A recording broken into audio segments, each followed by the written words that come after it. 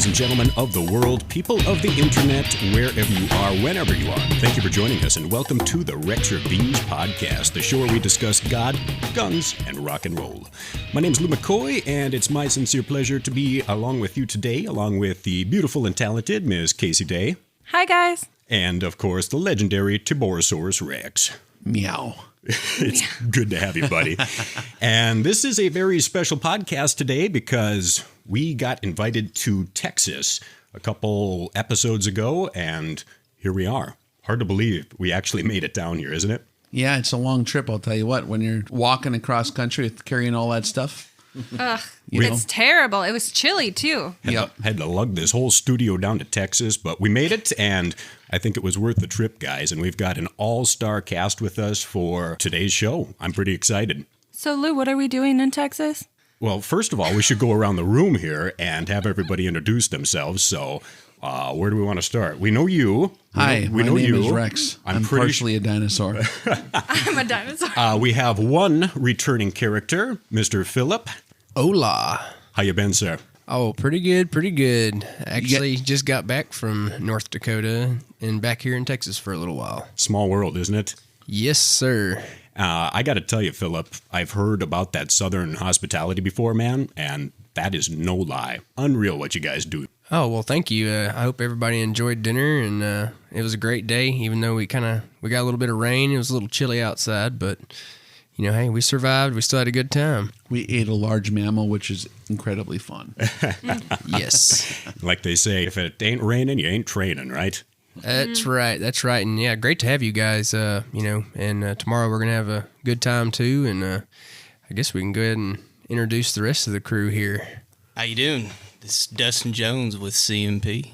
And CMP, who is that for? Ooh, well, that's Charlie Mike Precision. Charlie Mike Precision. Yes, sir. And that also paves the way for our guest star today. Yes, sir. Charlie Melton from Charlie Mike Precision. Company out of Texas. We're teaching long-range shooting, pistol, and carbine courses all over the U.S. And it's an honor to have you here on the show, and it's an honor to be in your neck of the woods down here, guys. This has been an incredible experience so far, and we're just getting started. Who else we got back in the corner there? Jesse from Iowa.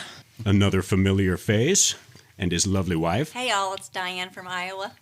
Howdy, folks. Colt Cantrell from Huntsville, Texas. Special guest. Special guest. We've got an all-star cast here today, guys. We got enough people where we can cover any possible scenario. Probably. This could get hairy. We'll see what happens. So, what exactly are we doing down here? Casey, you asked that. What are we doing down here? Where am I? We're right smack dab in the middle of the Lone Star State.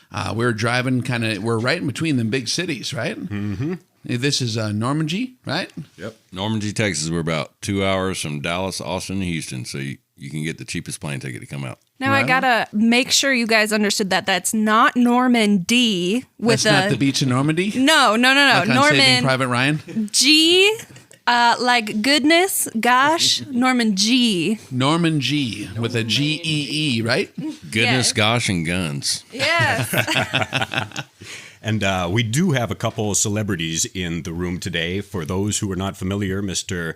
Charlie Melton, you've been around the world and you've done some cool stuff, sir. Yes, sir. I've had a very fortunate life. I was a Navy SEAL for 25 years, retired a couple years ago, and moved to Texas and starting the next chapter. It's awesome.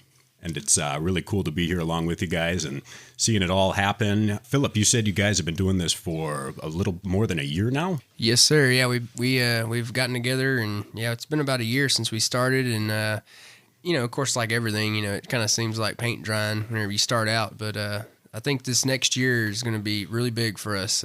We've met great people, and we're growing, so it's going to be good. It's going to be really good. When you got the right people for the job, I'll tell you what, we hung out with these guys all day. We got out on the course, and they teach like precision rifle marksmanship to a good detail, getting you all squared away if that's something you ever wanted to try out. And they got the crew and everybody out there. We all got to shoot a bunch and learn that style of marksmanship, which is a good way to command the rifle.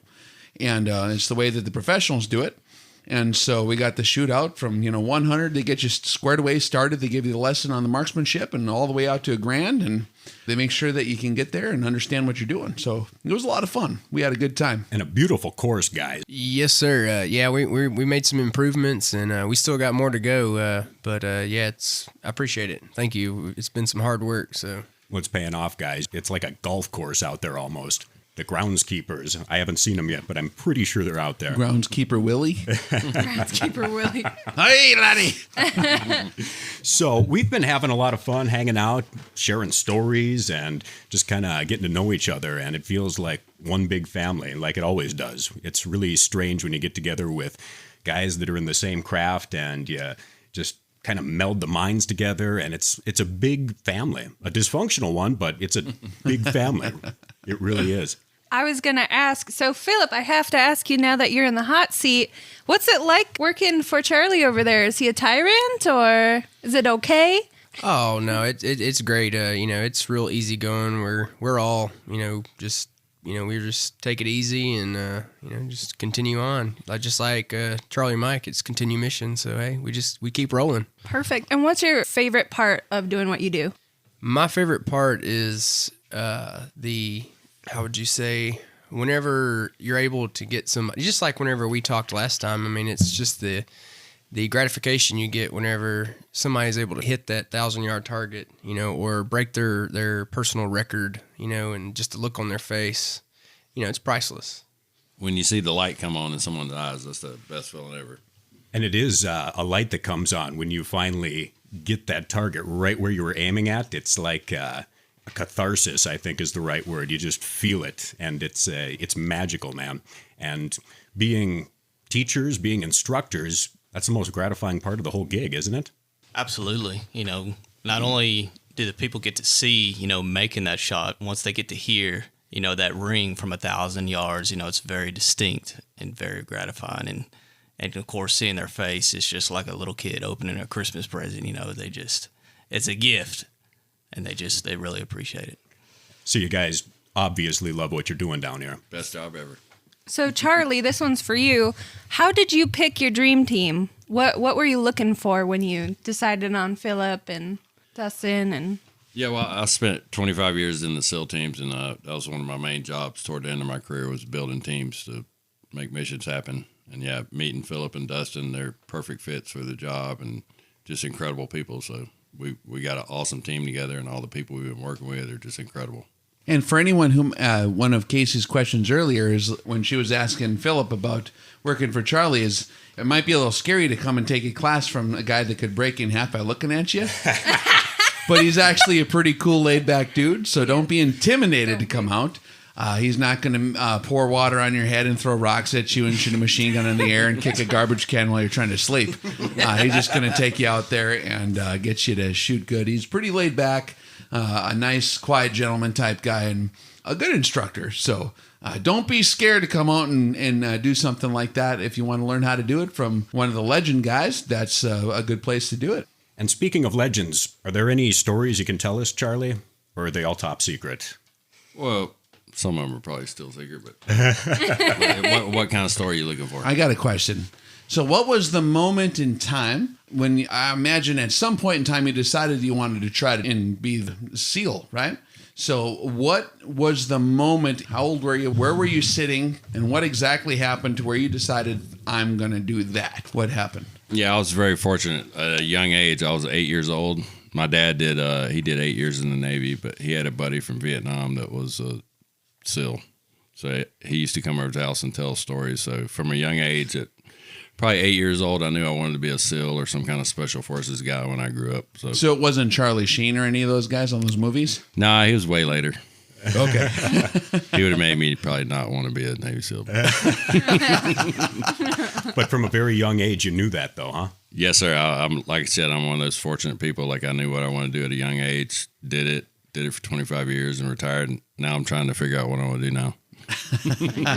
So at what point how did you adjust your natural point of aim in your tasks that you're doing in life to accomplish that goal? What's a word of advice for other folks that might want to do like an astronaut gig or be a Navy SEAL or choose whatever their dream is and accomplish it. Like, what did you have to adjust in order to make that happen? Yeah, I think the basic rule is, nothing is unreachable in America to do whatever you want to do in life. I grew up dirt poor, nothing. Everybody's saying like, yeah, you're gonna be a Navy SEAL, whatever. But yeah, you just got to set a goal, focus, and make it happen. Rock and roll. Amen. And that's why we're here, guys. That's what the mission is, to continue freedom and liberty and preserve everything that's gotten us to where we are today. Yep, that's the greatest thing about America. You can do whatever you want.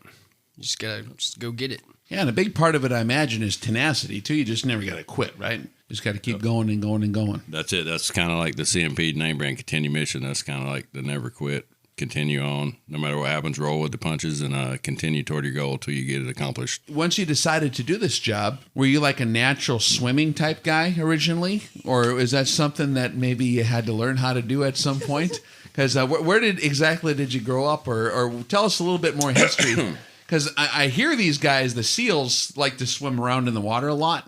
I love this story. Yeah, I was kind of the opposite. I grew up with a very overprotective mother, so she didn't know how to swim, so she wouldn't let us near water. So when I went to BUD/S, I went to boot camp. I wanted to be a SEAL, but I did not know how to swim. So I tried to swim at all. Well, I could doggy paddle and that, but never. I couldn't. I could not swim the length of a swimming pool without almost dying. So yeah, in boot camp they come in and like ask who wants to try out for the SEALs or whatever. So yeah, I went in, did all the pull-ups, push-up runs, and all that, and got in the water. There's probably like 200 people in like a regular size swimming pool.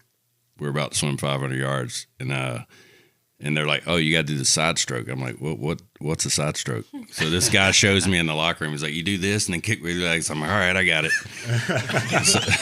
so I jump in the pool, and probably about 5 feet, I was getting kicked on the head, like almost drowned. Like made my way over to the side of the pool, and went and learned how to swim after that. That seems like crunching before the SATs. Like no prep whatsoever. You go out and get drunk for a week straight, and then it's like, oh my goodness, test is tomorrow. Time to cram. How do you learn to swim in a compact amount of time? Yeah, it was actually a really cool story because they had pools and everything you could swim at. So I didn't know how to swim, and I ended up getting, because you have to have a SEAL source. Back then, you had to have a SEAL source rating to join the team. So I went to Interior Communications Electrician School, which ended up being like 4 or 5 months long. So during that time while I was going to that school, I would go every day and work with the guys that were trying to go to BUD/S or whatever, and they taught me how to swim, and learned how to swim, and went to BUD/S. Well, I learned how to barely swim. I learned how to swim good at BUD/S. Well, then didn't you? Then whenever you got through, though, didn't you end up being like top of your class, Charlie? Yeah. So for the first probably half of BUD/S, I was always the last person, and they always had the goon squad, so you got special treatment after the 2 mile swim. So yeah, but yeah, by the end of BUD/S, I was in the top 3 to 5 swim pairs. So wow, that's awesome. Goes longer. So little tidbit about me. I'm kind of like where you were, Mr. Melton. I can maybe dog paddle to save my life for a couple minutes. Are you saying there's hope? Like if I had to learn, I could actually learn how to swim? There's definitely hope. If you have the will to learn and you put in the time, you can learn anything. Even if I sink like a rock? Oh, yeah. Really? He's pretty skinny. When I went through SEAL training, I was 180 pounds. Wow. So I was really skinny. Okay. So there is hope for me. There's hope. I like it. What about you, Mr. Jones? You've got to have a story, a history, something that got you to where we are today, sir? Well, absolutely. As I haven't mentioned before, I'm from here, from Flynn. I went to school with Phil here in Normandy, and then after that, we competed in 4-H shooting sports there for several years, and continued to hunt, kill pigs, just piles and piles of pigs, as we needed to for management.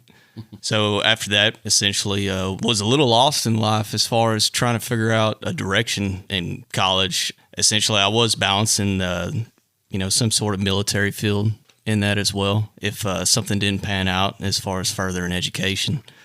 But I commend Phil quite a bit on assisting me on basically giving me some sort of guidance on, hey, this is something that you may need to look at. And it was essentially an engineering degree at Lamar University. And so it was one of those things like, we were talking about earlier, what does it take for someone to learn something, to do something?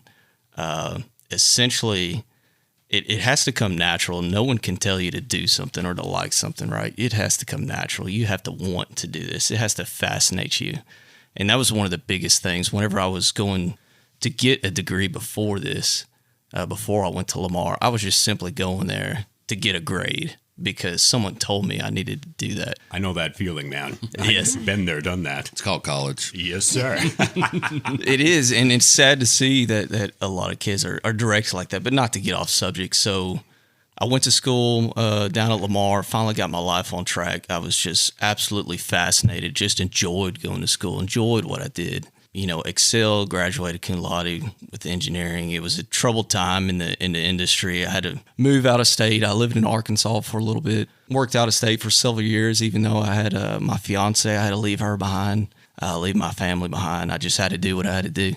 And soon after that, I came to Spring, worked in the oil field, and I've been there ever since for about 5 or 6 years now. I've been working offshore, deepwater oil field.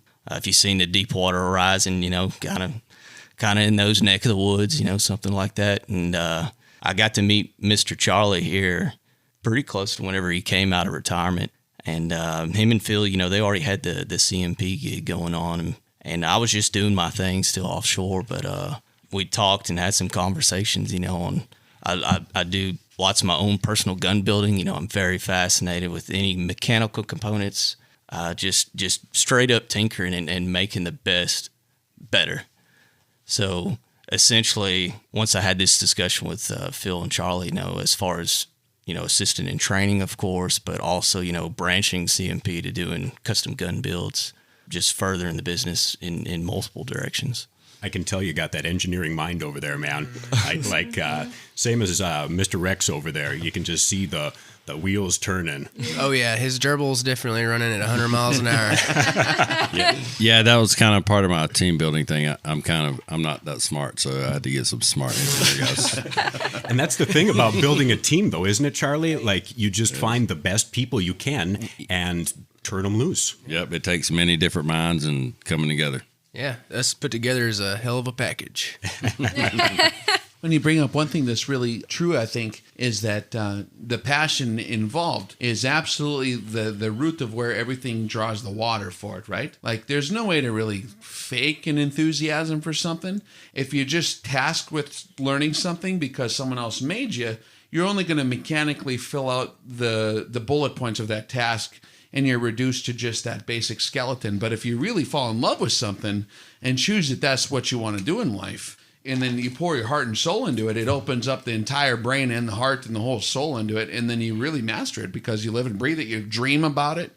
You know, every second of every day, you're just all the power of the mind is going towards it. And if you do that for an entire lifetime, that's when you truly begin to master a craft. So it's cool, you know, when you guys are really into this stuff. There's no fake in that deal. No. And that's one cool thing that hanging out with you guys is neat to meet like-minded people, you know, that are just really, really into it and have that passion. And you can tell. It's an intuitive thing. Sometimes even the scientist part gets away from, like, I know how it is to be an engineer kind of guy, right? And but, I mean, that's a good way to augment it and provide the additional skill sets, but it comes from the passion as well. You know what I mean? So it's a hell of a boost for sure to have all those different skill sets mixed together. And that's the thing about a diverse team is that everybody brings their strengths and strong points, and it all just kind of gels together into something bigger than itself. And it's a beautiful thing. Synergy. That's the word I was looking for. That's a good one. Yeah, and it's kind of like this industry and every other industry. Everybody wants to have their little rice bowl and kind of keep it closed in themselves. And I mean, our goal at CMP is to build the best rifles and provide the best shooting training on the market. So that's a kind of our goal. So when you're striving toward that, I mean, you can't go wrong. We got to check out a couple of your custom-built rifles today. Holy smokes, are those things gorgeous, guys. Like, you shouldn't even be shooting them. They should be in a display case somewhere, in a museum. Oh, no. If you build them, you got to shoot them. But they're gorgeous, man. And they got to get rained on. Yep. Yeah, y'all got a little taste of the Texas raining cold. It was a little chilly today. I thought it was kind of fun, though, because on the other end of things, when you think about, like, ballistics and how it affected your bullets and stuff, we got to really see, like, the barometric pressure change. And I'm getting there. And so that totally changed the way that your bullet flies through the air. So it was really cool to see that. Yes, and not only that, Casey, but you also got to shoot out to 1,000 yards with smoke in your eyes. Yeah. They simulate the full battlefield condition. They light a fire Ready? right next to your head, and they make sure that the smoke is pointed at your face the whole time you're trying to shoot, and it's quite the experience. The only thing we were missing is like firecrackers. If they would just light off a few firecrackers when you weren't expecting it, I think we would have had it. Oh, we have Sure Shot. That comes tomorrow. Oh, I'm ready. I'm a little nervous about what you guys have in store for tomorrow, actually, because it seems like we've seen the top of the mountain today, but I have a feeling we're just getting started. Well, I heard that Casey over here wants to like stab a large mammal to death at some point. I do. I will say, Philip has a rather large swine in his yard. We call him Hogzilla. Hogzilla. So I was maybe a little intimidated once I saw him, but I heard that wild hogs are smaller, so I'm ready. I'm good. I'm a stab Or you it. can call him Pork Rind. Pork rind. Chicharrones. How heavy is that pig? I believe he's somewhere in the ballpark of 900 to 1,000 pounds. I've never seen a pig. And that big. he's a red wattle. They're actually kind of a breed of pig that's, I guess we're kind of trying to make a comeback with. They have wattles underneath their ears, and they're actually a very lean pig too. So yeah, we're kind of breeding them, and going to be, I guess, in the pig business. And you'll be stabbing him soon? I don't know about Big Red. He's a breeder. Oh, he's a breeder. Okay. Not yet. He's a thoroughbred pig. Unless somebody's got a big checkbook. Well, Charlie was saying something about night vision earlier and taking you out to smoke some mammals. So we'll see what happens. Nobody ready. knows what the night's going to bring. We'll see. We'll Like play it by tonight? ear.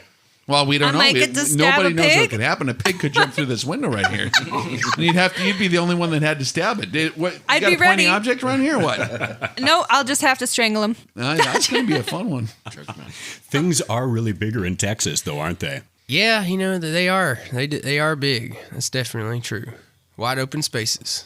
Now, I heard those things will bite your legs off, though, won't they? Those hogs like that, those wild pigs? He's trying to If you scare wound me. one, you think so? A pig will consume a human body in no time. Yep. Be very scared. I'm going to have nightmares tonight. The pig of my dreams turned into the hog of my nightmares. So we had Casey out there on the range, when everyone else was shooting. She was sharpening her pointy stick for later. And she's going to go and stab something to death, but it'll be pretty entertaining. I'm betting. Mm-hmm. So I got a question for you guys. CMP, Charlie Mike Precision. Why isn't it Charlie Melton Precision? Where's the Mike come from? Well, in military phonetic alphabet, you know how it's like Alpha, Bravo, Charlie, all that. So Charlie Mike is that spelling. So it basically stands for continue mission. So you'd always, when you're on a mission, you get a call like everything's broke, shit's going to shit. They'd be like, Charlie Mike. You're like, what? No, extract. So that's kind of where that comes from. Yeah. Continue the mission. Tenacity. Yes. Once again, I like it. Never give up. So we got some questions for the day? I sure do, if we want to hammer them out. I've got one that's coming in from David. He writes in, "Good morning. My name is David, and I'm a 36-year-old disabled vet, stay-at-home dad. I'm trying to get back into shooting and learn how to hunt. I very much have been enjoying and appreciate your Sniper 101 videos. Thank you for the effort, breakdowns, and attention to detail that you put in them. I haven't finished them, but intend to. I was wondering if you would help me pick a scope out, as it seems all the ones listed in the videos are now discontinued." What the hey, Rex? That's getting kind of obsolete. What? That's from like 5 years ago.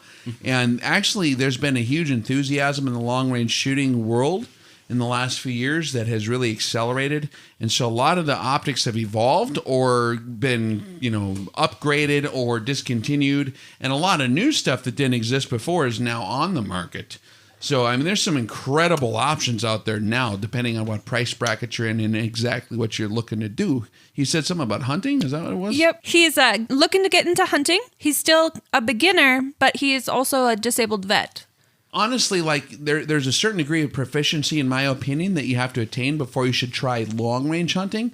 Because, a critter never did nothing to nobody usually. So you want to kill it like as fast as possible.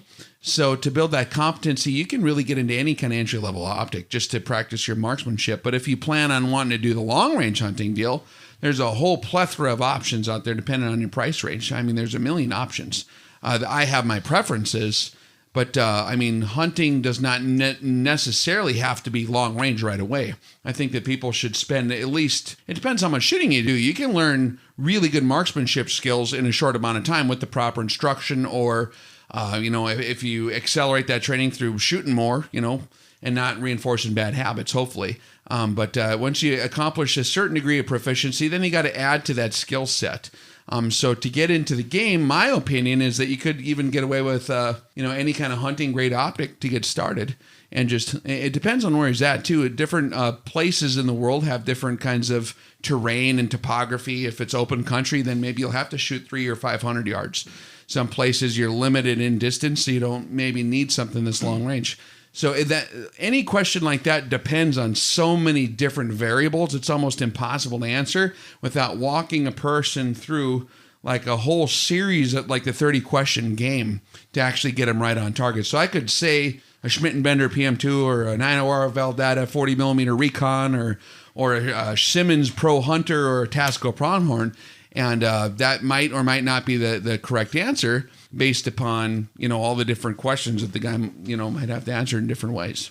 Yeah, I have something to add on that too, Rex, if you don't mind. But yeah, a lot of guys, they'll go out and like buy these scopes off of articles they read or whatever online. I mean, the basic thing you need to do, you need to take a course from someone, whether it's us or whoever. You need to learn your basic principles of marksmanship.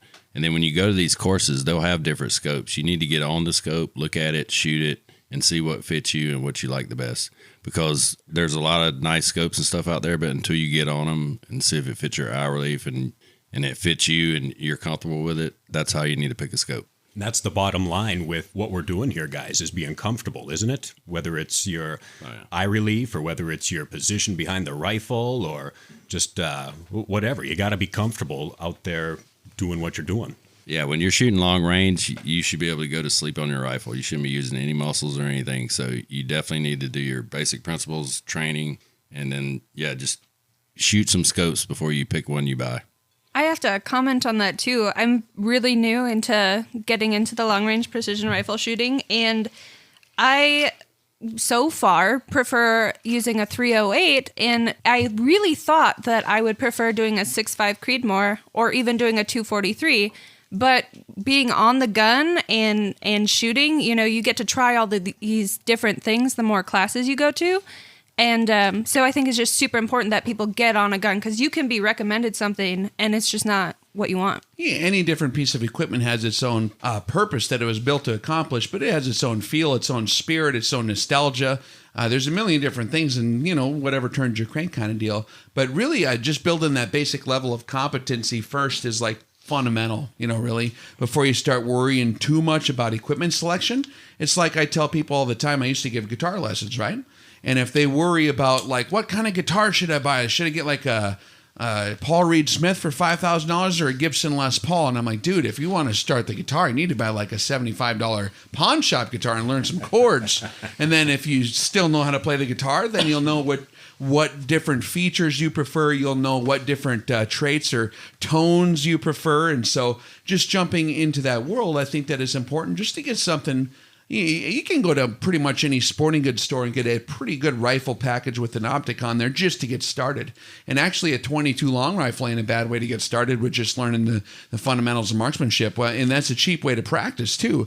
And so just getting used to shooting a rifle, I think would be incredibly advantageous in something like that. It's all about laying that solid foundation to build upon.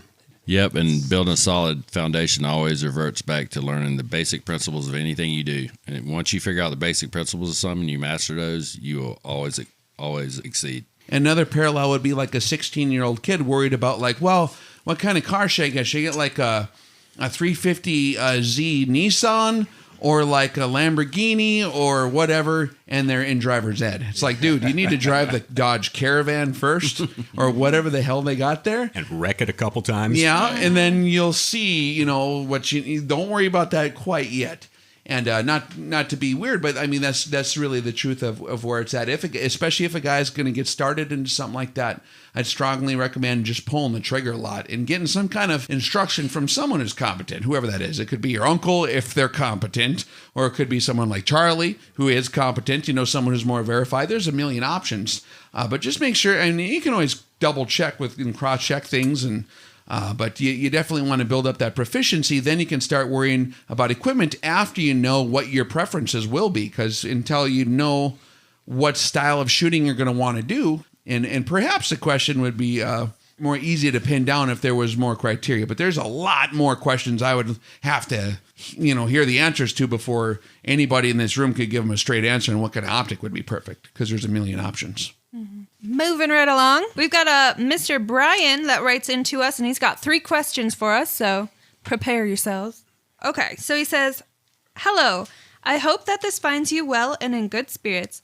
Rex, I was wondering if you had any experience with GRS stocks out of Norway, specifically the Berserker, and what you thought of them." Actually, I don't have any experience on that. I kind of got my kit that I rely on. Have you guys ever tried one of the Berserkers? We have not tried the Berserkers yet, but we'd definitely be interested in trying them out. Especially we're getting ready to build our custom guns, so we're going to have different stocks available where you can pick them out. So we would definitely be interested in checking them out. Yeah, send us some stocks and we'll check it out. If Berserker's listening, I don't know who Berserker is, but if they're listening, definitely send us something to see. I've never tried one. No, I held one at SHOT Show. Oh, you did? Yeah, they had a booth there at SHOT Show, and it looks like a very custom kind of high quality stock. Is it like an aluminum chassis or a fiberglass? No, it's a wooden. I don't know if they have a fiberglass one or not, but it's like an aluminum, bedded with the wood, and they have some it looks like some pretty high quality stuff. Very stylistic kind of deal. Yes, yeah. I got to hold one in my hand, and they have some real nice thumb holes, with the bigger grips. And I have an opinion on stocks in general, and everyone has their preferences. It depends on ergonomics and how stuff fits you. Adjustability in a stock is a nice feature to have, especially if you're non-typical sizes. But if you're a typical size, I like something as simple as possible as you can get away with. I like something where it's very solidly constructed with not too much stuff hanging off of it. Now, like an adjustable cheek piece or, length and all that stuff and the butt pad moving up and down. I like that. I'm 6 foot. Charlie's a pretty tall guy, so maybe you need a little more length of pull in adjustability in a stock design. But just generally speaking, I like stuff like the Macmillan style that's just one monolithic piece of material that nothing's ever going to wiggle loose or break off of there. That's my personal preference, but there's a lot of options out there depending on what you're looking for. Yeah, it's the same thing with the stocks, just like scopes. Like you got to get out there and you got to try them out, put them in your shoulder, get your eye relief, and try all that stuff out. It's not something you want to buy online and get it, spend all that money, and then you're like, oh, this thing don't even fit my shoulder. It's like trying on a pair of shoes or something. You want to put them on first and see if it's horrible or not. Exactly. Yeah, you definitely got to find something that's ergonomically friendly, that someone has, basically done the work and a natural feel. Are you having to mix body positions to conform to a stock? If these things haven't been thought out to a stock, it might be time to look for something else that's more ideal. So it should be very comfortable, no awkward position stances to get a hold of your rifle. Yep, and the key is you shouldn't be using any muscle to hold any body parts up. Was there a second part to the question, Casey? There's 3 questions here. Okay. The second part was actually for me. He said, "Oh dear, it's fine." Is it's appropriate. Is We're it appropriate for children? Okay. Yeah. Sometimes it's not. It's like, what are you wearing? Yeah, clothes. Many clothes. So much. I'm wearing my grandmother's sweater. Brian asked, Miss Day, how many times in a live stream do you encounter some reference to Kaylee from Firefly? I'm gonna say not really often. I got called Velma from Scooby-Doo a lot, which I don't agree with either. Lou, what's Firefly? It's a movie. Those are those bugs where their butts light up, right, Casey? Yeah. I don't get the reference. I mean, that would make more sense. I'm obviously vibrant and awesome. So, Lou, does she light up on the backside? Kind of a personal question there, my man. Well, I don't know. Different creatures have phosphorescence. Or Are you glowing? Yeah, I don't know. I'm Not sorry, yet. Casey. I'm getting carried away. When it comes to equipment selection, whether you're picking out a stock or you're picking out a scope, it comes down to actually getting some time behind those different options and experiencing them and figuring out what works best for you. For guys out there listening that might not have a whole group of awesome trainers to hang out with or be a member at a range or something like that, what's a good way to go out and meet people in the community and try all these different things? You know, a gun store is a good option. I think there's another whole wing to that discussion too. So that's what we specifically talked about was ergonomics, right? So that's how the stock feels. That's very important because that can't be wrong or it's going to screw your game all up. I think there's another component which is like quality of construction and ruggedness. That's something like you can have something that's very ergonomic that's a big pile of poop. You know what I mean? True story. And it's going to break or stuff's going to fall off or it's wiggly. And when you're talking about precision rifle shooting, this thing's got to be really solid. It's got to be built stout. You got to have complete solid structure from the action, at least all the way to the buttstock, so that when that thing's happening on a recoil, it's going to be the uniform from shot to shot. If there's flexing parts or a folding mechanism that's kind of loosey-goosey or stuff that's coming loose on there, it's going to be counterproductive for precision work. So in my opinion, I like stuff that's built tough. And the more complex features you have on a stock, the more important it is for that stuff to be of very high quality. And so that's just my general preference there. And I think that, do you have any preferences in stock design beyond ergonomics? No, beyond ergonomics, just like you were saying, everything needs to be tight. There needs to be no moving parts. It's got to be solid. It's got to fit you. The basic thing when you're building gun or building anything in life, the simpler you can keep something, less moving parts, the better it is. Absolutely. Complexity sometimes is the sign of an inferior design. It's pretty much a bunch of Band-Aids to fix numerous things. So simplicity is very key. Yeah, Germans like to over-engineer a lot of stuff. Yeah. Keep it simple, stupid. I think it's called KISS. Do you want one more? Yeah, we got time for one more. One more? It's a religious question. Oh, fun. Boy. Oh, Jesus. It's about God, guns, and rock and roll. It's about the prophecy of St Malachi. Oh, fun. What'd you call me? Is that religious or Viking? Does Pope Francis fit the bill for Petros Romanos? Petros Romanos. So the prophecy of St. Malachi is a specific prophecy for one particular denomination. The Roman Catholic Church has a prophecy of the popes, which is the 112 last popes of the church or whatever. And they have a deal where they list out all their names. They have codes for their names. And it's an interesting prophecy. And it seems like if you look in history that all these different guys have been at least trying to fulfill their role in that poem, so to speak. So each guy has a theme that they're supposed to carry out. And either the guy was like a psychic and he knew what was going to happen in the future, or the church has structured this in such a way to meet that prophecy. The interesting thing is that Francis, the current guy, right, the guy from South America, he's the current dude in charge, and he's number 112, right? And so supposedly, according to that religious prophecy, he's going to be the last one of the popes. And then after that, the whole system changes. And so we'll have to wait and see, I guess. But I mean, I don't know. It's just not something they get into too much. I am aware of it. But the best test is to just kind of wait and see and live your life as best you can while you're waiting to see what happens. Because none of us knows what the heck's going to happen tomorrow. I mean, something could hit you in the face, or like I said before, a hog could jump through this window and bite you right on the throat, and you wouldn't be able to reach your knife in time. And so those things might not even be that important. It's an interesting topic of conversation, but I don't know. In my humble opinion, yeah, he sure could be that guy. Who knows, man? We will find out soon enough. Stay tuned. Any input on the prophecy over there, gentlemen? Anybody a biblical scholar? What do you think, Charlie? Negatory Ghost Rider. I'm not a biblical scholar, but I do believe when it's your time to die, you're going to die, no matter what you're doing. So enjoy life every day as much as you can. Those are words to live by there, man. Amen. Mm-hmm. Carpe diem, Lou. Seize the carp. Seize the carp. We got time for one more question today, guys. This one comes our way from Brad, and he's curious about SWFA Parallax. If you have the time, I was just wanting to ask you about the parallax on the SWFA scopes. Which do you prefer, side parallax or rear, and which one is better or more durable? Thanks for any advice. He's been a shooter since high school, started with iron sights, and finally getting into long range. In my humble opinion, I think the best value in that line of scopes from that particular company is the really, really affordable ones.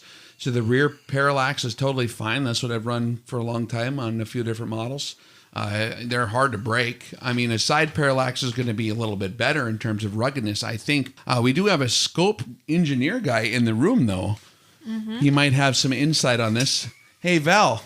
He's hiding in the corner. Come over to the microphone real quick. We've got another returning celebrity here on the Rex Reviews podcast. Now, we're going to have to ask Val to be unbiased in this answering this question, because Val actually deals with a lot of really high-quality European optics and now some other optics that are, well, I can't talk about that. That's top secret. Let's not talk about that yet, Val. Nobody wonder what we just hinted at there. No. Don't even ask. But in your opinion, just in general, Val, is a side focus superior to like a front focus, like on some of your higher grade optics, or a rear focus for the parallax adjustment from an engineering standpoint of ruggedness, or what are the advantages and disadvantages? Well, usually the rear adjustment is a diopter adjustment, which operates on the image of the reticle crosshair. Mm-hmm. So doesn't have much to do with parallax. And on the SWFA scope, they have a rear parallax adjustment. Oh, really? Yep. Yeah. I'm sorry. I'm not familiar with. Okay. So how did they focus their reticle? They also have two separate. So they have a parallax adjustment. It's like where the magnification ring would be. Okay. Is where the parallax adjustment is, and then on the back, the ocular, you can adjust that too. But these are fixed powers. Yep. Like a fixed 10. Yep. Okay. I'm not familiar. We have the 40 millimeter tube scopes where we have the parallax adjustment in the rear of the objective cone. Okay. So. Yep. And that one I know is very rugged. It's got a really strong spring behind the objective assembly, mm-hmm. and it's really solid. But this in the rear, I really. It's pretty crowded there. You got the reticle lens, you got the magnification cam, you got quite a few things going on. I'm not sure how they operate that parallax adjustment. Yeah, I think just adjusting your reticle focus on the back, like even with the night force of the different scopes, it's a pain in the butt. So I think putting more stuff on the back like that would probably cause a lot of problems. Yep. So I think it would be better to do the side. Yep. And the Navy contract version of that scope, one of those did actually win the Navy contract as the NSN number and all that. That was the side focus model, the MilDOT model, which they used to make, and I haven't seen them anymore. It seems like the new models have adjusted somehow. They changed parameters someplace. I don't know what they did. They changed the reticle for sure. But the rear, for all practical applications, from my experience, the rear focus is like, unless you're jumping on it or throwing it on the concrete like I used to do. I finally did break it after throwing it on the concrete 6 times. It still didn't lose a 0. They're pretty tough. In general, fixed power optics are going to be very tough. Yep. Val has a bunch of really nice quality fixed power optics, and he can tell you about that. We've talked about those all the time on the podcast show during the questions and answers. It's one of our recommendations under $1,000 for a really good optic. But unless you're getting really, really, really Western, a rear focus is fine, but it's better to have it on the side. And just for purposes of usability, if it's on the side, you can just read it without moving your head around. So you can see what you're doing without having to bring your face off the scope. You know what I'm saying? So that is superior, and it probably is actually maybe worth another $100. But it depends on exactly what you're doing. And the price point is different then for on the side? The rear focus is usually like $299, and the side focus is like $399. So they're both pretty affordable, but yeah. Horse apiece. I'd say it's worth the upgrade. Yeah. That's what the Navy said, too, when they made their choice to equip the guys with that optic. Yep. Well, trust the experts, man. Yep. Awesome. We're going to take a quick break here today, folks, and be back with another portion of the Rex Reviews podcast. Stick around.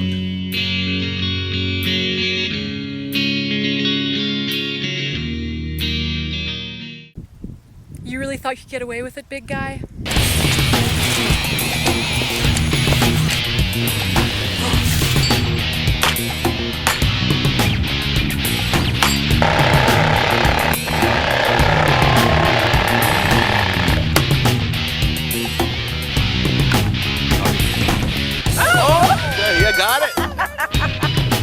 Alpha 9 or Tango 1-3, this is Maverick Lizard King. Indexing hasty solution of 7.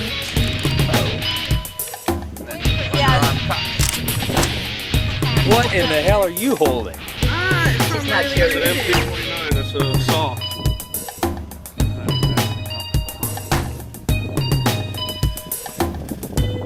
Target's got good cover. What's our danger space for a headshot at TRP-5?